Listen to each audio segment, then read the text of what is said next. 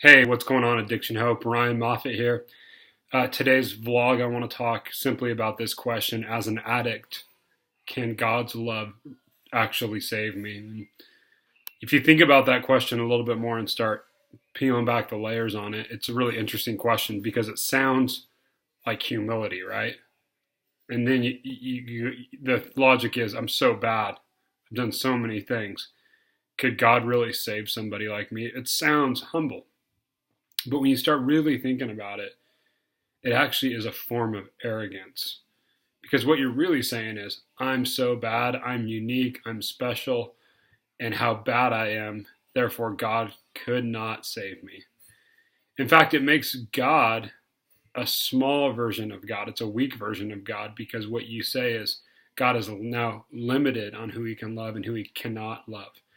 And so, even starting with the idea of God couldn't love me, God doesn't care about me, God couldn't help me in my addiction, I've gone too far. If you read in Scripture, Paul says in 1 Timothy chapter 1, he says, I am the chief of sinners.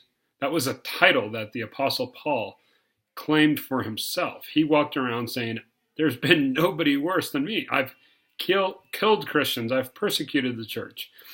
When I was a youth pastor, I'm going to tell you a story. And for the sake of the anonymity, I'm going to call the young man Robert.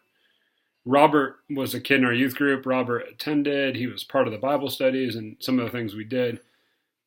But Robert began to really fade and got involved with marijuana, got involved with alcohol, got involved in some other things.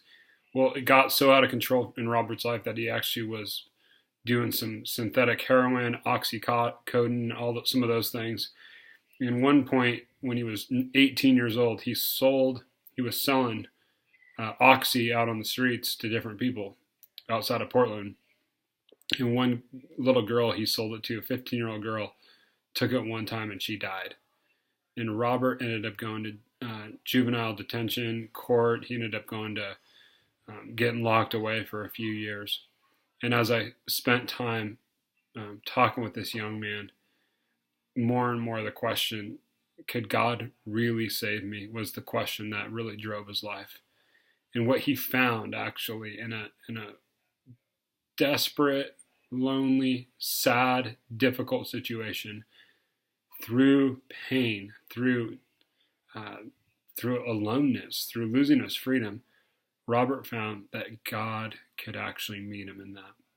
And so, friends, I don't know where you're at tonight, but God can and wants to save you, and he wants to do it with his love.